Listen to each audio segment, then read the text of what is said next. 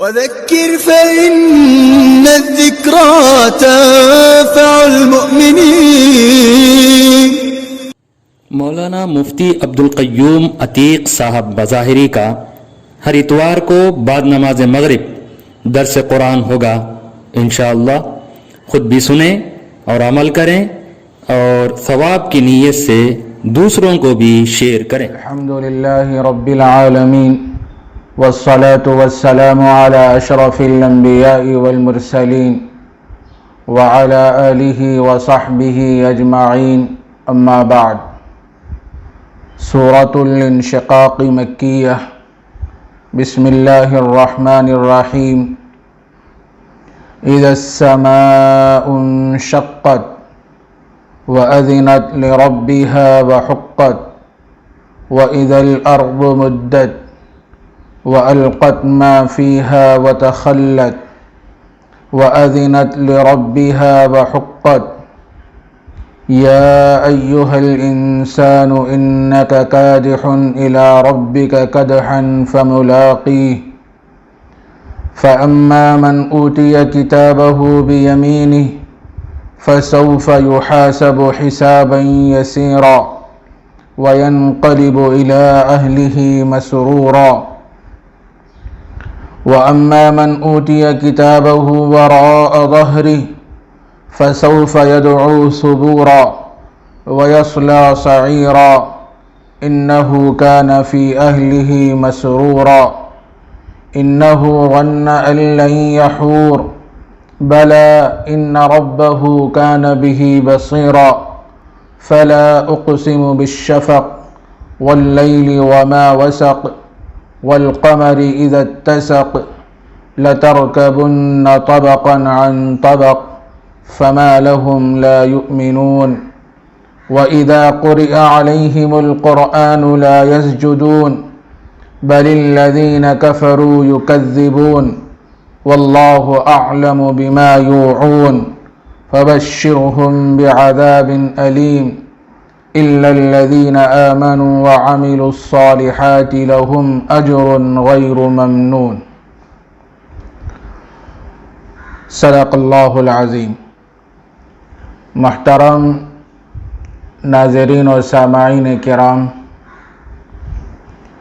سورۃ الانشقاق یہ مکی سورت ہے اور اس میں 25 آیتیں ہیں۔ حق تعالی جل شانہ نے اس سورت میں قیامت کے احوال کا تذکرہ فرمایا اور ساتھ ہی ساتھ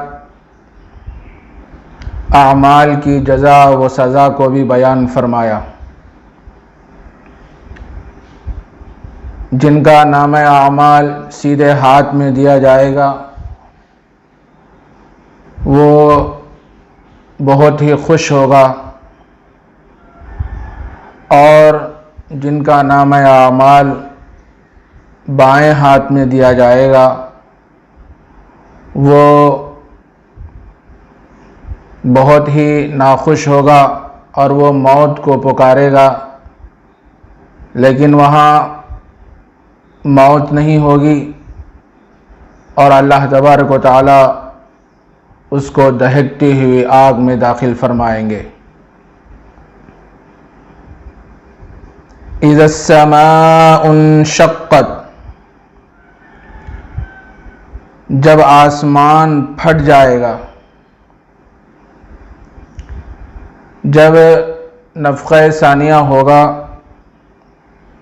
تو اس وقت آسمان پھٹ جائے گا۔ وَأَذِنَتْ لِرَبِّهَا وَحُقَّتْ، اور وہ اپنے رب کا حکم سن لے گا اور وہ اسی کے لائق ہے۔ وَإِذَا الْأَرْضُ مُدَّتْ، اور جب زمین کھینچ کر بڑھا دی جائے گی۔ حضرت جابر بن عبداللہ رضی اللہ عنہما سے روایت ہے، رسول اللہ صلی اللہ علیہ وسلم نے ارشاد فرمایا کہ قیامت کے دن زمین کو کھینچ کر بڑھا دیا جائے گا، اس طرح بڑھا دیا جائے گا جیسے کسی چمڑے کو کھینچ کر بڑھا دیا جاتا ہے یا کسی ربر کو کھینچ کر بڑھا دیا جاتا ہے، تو اس طرح زمین کو قیامت کے دن بڑھا دیا جائے گا اور اسی پر میدان محشر قائم ہوگا اور اولین و آخرین سارے لوگ وہاں جمع ہوں گے، اور آدمی کو صرف اتنی جگہ ملے گی جتنا آدمی اپنا پاؤں رکھ سکتا ہے، اور یہ زمین دنیا کے مقابلے میں بہت زیادہ بڑی ہوگی، اور حضرت آدم علیہ نبینا علیہ الصلاۃ والسلام سے لے کر قیامت تک جتنے لوگ پیدا ہونے والے ہیں یا پیدا ہوں گے ان سب کو وہاں میدان محشر میں جمع کر دیا جائے گا اور زمین کو کھینچ کر بڑھا دیا جائے گا۔ وَأَلْقَتْ مَا فِيهَا وَتَخَلَّتْ، اور وہ سب کچھ ڈال دے گی، یعنی زمین کے اندر جو کچھ ہے وہ زمین سب کچھ نکال کے باہر ڈال دے گی اور خالی ہو جائے گی۔ زمین کے اندر بہت سی چیزیں ہیں، دفینے ہیں، خزانے ہیں، معادن ہیں، اور انسان جب مر کے قبر میں چلا جاتا ہے، ایک زمانے تک جب قبر میں رہتا ہے، تو جب قیامت قائم ہوگی تو اللہ تبارک و تعالی زمین کو حکم دیں گے تو وہ زمین اپنے اندر سے پوری چیزوں کو نکال کر باہر پھینک دے گی اور وہ خالی ہو جائے گی۔ وَأَذِنَتْ لِرَبِّهَا وَحُقَّتْ، اور وہ اپنے رب کا حکم سن لے گی اور وہ اسی کے لائق ہے۔ یہاں تک تو اللہ تبارک و تعالیٰ نے قیامت کے کچھ احوال کا تذکرہ فرمایا۔ آگے کی جو آیت ہے، اس آیت میں اللہ تبارک و تعالیٰ نے یہ بات ارشاد فرمائی، یا ایھا الانسان انک کادح الی ربک کدحا فملاقی، اے انسان تو اپنے پروردگار کے پاس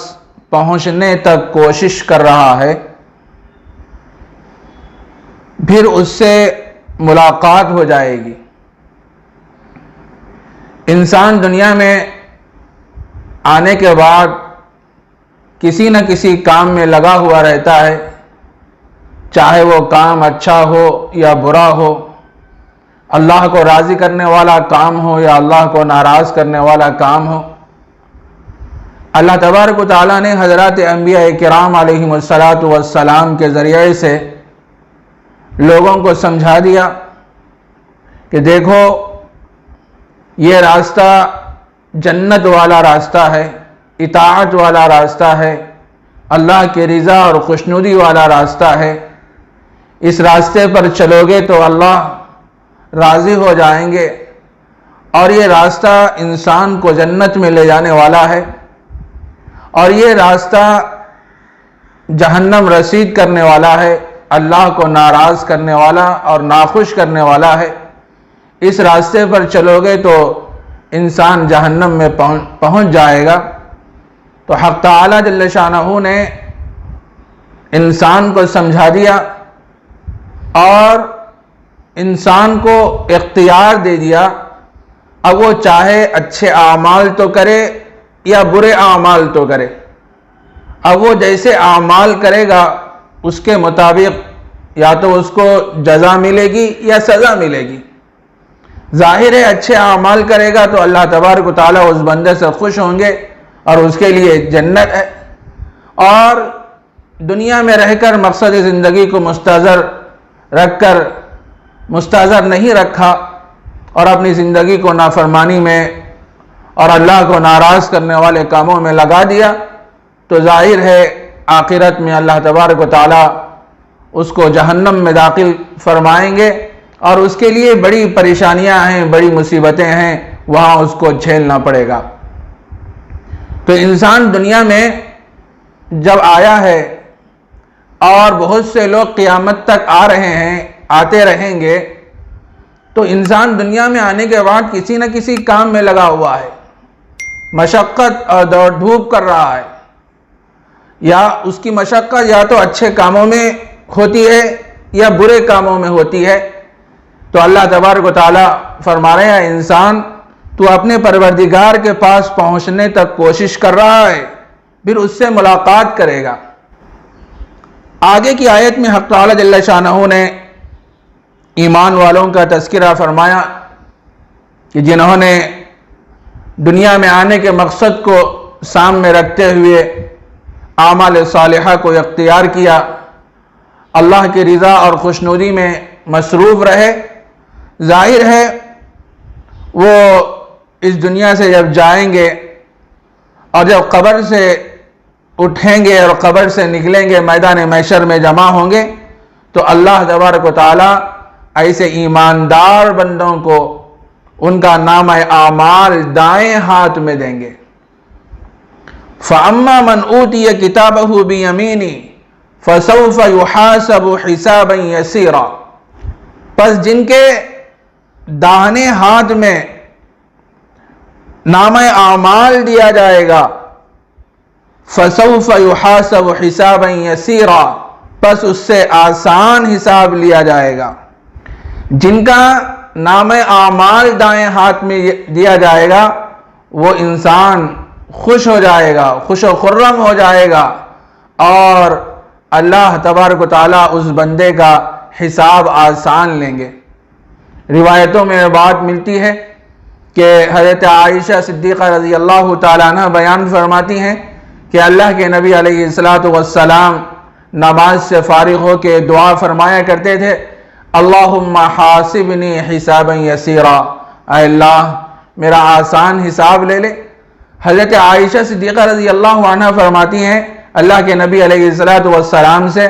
کہ اے اللہ کے نبی آسان حساب سے کیا مراد ہے؟ تو اللہ کے نبی علیہ الصلاۃ والسلام نے فرمایا کہ اللہ تبارک و تعالیٰ صرف نامہ اعمال پر نظر ڈال دیں گے اور اس کے بعد فرمائیں گے جا میں نے تجھے بخش دیا، تجھے معاف کر دیا۔ اللہ تبارک و تعالیٰ جس کے ساتھ حساب کا معاملہ کریں گے تو سمجھو کہ وہ برباد ہو جائے گا۔ تو آسان حساب سے مراد یہ ہے کہ وہاں پیشی ہوگی قیامت میں، اس کے نام اعمال اللہ کے سامنے جب سامنے آئیں گے اس کے نام اعمال، تو صرف اللہ تبارک و تعالیٰ اس پر نظر ڈالیں گے اور اس سے فرمائیں گے کہ جا میں نے تجھے معاف کر دیا۔ اور جس کا حساب لیا جائے گا تو وہ ہلاک ہو جائے گا، برباد ہو جائے گا۔ وَيَنْقَلِبُ إِلَىٰ أَهْلِهِ مَسْرُورًا، اور وہ اپنے متعلقین کی طرف خوش ہو کر لوٹے گا۔ ظاہر ہے جس کا نام اعمال دائیں ہاتھ میں دیا جائے گا تو یہ آدمی خوش ہو کر اپنے متعلقین کی طرف لوٹے گا۔ یہاں پر اہل سے کیا مراد ہے؟ علماء کرام نے لکھا ہے کہ اہل سے مراد یہ ہے کہ وہ شخص جنت کی حوروں کی طرف خوش ہو کر لوٹے گا۔ بعض علماء نے بیان فرمایا کہ اہل سے مراد یہ ہے کہ وہ اپنے گھر والوں کے طرف اور اپنے متعلقین کی طرف خوش ہو کر لوٹے گا۔ دنیاوی قاعدہ یہ ہوتا ہے کہ جب آدمی کو کسی چیز میں کامیابی حاصل ہوتی ہے تو آدمی سب سے پہلے وہ خوشخبری اپنے گھر والوں کو سناتا ہے، اس کے بعد دوسرے لوگوں کو سناتا ہے۔ تو یہاں جس کا نام اعمال دائیں ہاتھ میں دیا جائے گا تو ظاہر ہے وہ آدمی خوش ہوگا اور وہ اپنے اہل والوں کے پاس جا کر وہ خوشخبری سنائے گا۔ وَأَمَّا مَنْ أُوتِيَ كِتَابَهُ وَرَاءَ ظَهْرِهِ، اور جس کا نام اعمال اس کے پشت سے دیا گیا، فَسَوْفَ يَدْعُو ثُبُورًا، پس یہ شخص ہلاکت کو پکارے گا، وَيَصْلَى سَعِيرًا، اور وہ دہکتی ہوئی آگ میں داخل ہوگا۔ یہاں پر اللہ تبارک و تعالیٰ نے کفار و مشرکین،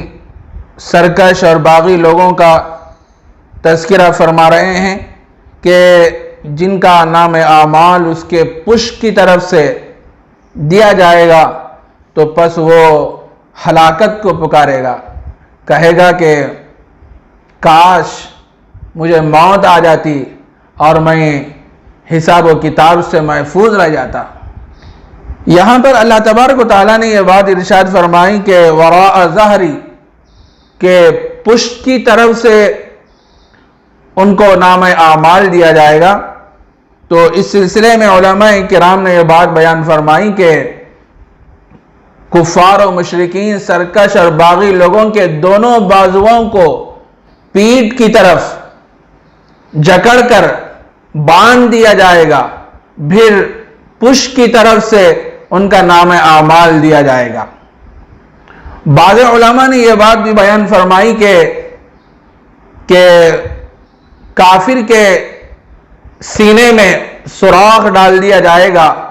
اور اس کے بائیں ہاتھ کو سوراخ میں سے ڈال کر پیٹھ کی طرف کھینچا جائے گا، پیٹھ کی طرف لیا جائے گا اور پیٹھ کی طرف باندھ دیا جائے گا، اور بھی اس کا نام اعمال اس کو دیا جائے گا۔ اور وہ دیکھ کر وہ انسان موت کو پکارے گا، وہاں تو موت ہے ہی نہیں، اور اللہ تبارک و تعالیٰ اس کو دہکتی ہوئی آگ میں داخل فرمائیں گے۔ اِنَّهُ كَانَ فِي أَهْلِهِ مَسْرُورًا، بے شک وہ اپنے گھر والوں میں خوش تھا، چونکہ وہ دنیا میں بہت ہی خوش تھا، مگن تھا، اور یہ سمجھتا تھا کہ یہ دنیا ہی سب کچھ ہے، اور دنیا کی عیش و عشرت میں، دنیا کی لذتوں میں پڑا ہوا تھا، آخرت کو بھول گیا تھا اور آخرت کا انکار کرتا تھا، آخرت کی تکذیب کیا کرتا تھا۔ تو اللہ تبارک و تعالیٰ اسی بات کو اس آیت میں بیان فرما رہے ہیں کہ اِنَّهُ كَانَ فِي أَهْلِهِ مَسْرُورًا، کہ بے شک وہ اپنے گھر والوں میں خوش تھا۔ اِنَّهُ ظَنَّ أَن لَّن يَحُورَ، بے شک اس نے خیال کیا کہ وہ واپس نہیں جائے گا۔ یعنی کافر اور مشرک دنیا میں رہ کے یہ سمجھتے تھے کہ دنیا ہی سب کچھ ہے، اور وہ مر کر دوبارہ نہیں اٹھائے جائیں گے، میدان محشر میں سامنا اور سابقہ نہیں ہوگا، اور اللہ تبارک و تعالیٰ سے ملاقات نہیں ہوگی۔ یہ چونکہ کافرین دنیا میں کہا کرتے تھے، تو اللہ تبارک و تعالیٰ اسی بات کو بیان فرما رہے ہیں کہ وہ یہ سمجھتے تھے کہ ان کو لوٹنا نہیں ہے۔ بلا ان ربہ کان بہ بصیرا، ہاں ضرور واپس ہونا ہے، بے شک ان کا پروردگار اسے دیکھنے والا ہے۔ تو یہ سورہ بروج کی ابتدائی کچھ آیتوں کا ترجمہ اور قدر تشریح آپ حضرات کی خدمت میں پیش کی گئی۔ جو باتیں اس موقع پر ہمارے سامنے آئی ہیں، اللہ کہنے والے کو بھی عامل بنائے اور سننے والوں کو بھی توفیق عمل مرحمت فرمائے۔ انشاءاللہ بقیہ جو آیتیں سورہ انشقاق کی رہ گئی ہیں، آئندہ درس میں اس کو پیش کیا جائے گا۔ وآخر دعوانا الحمد للہ رب العالمین۔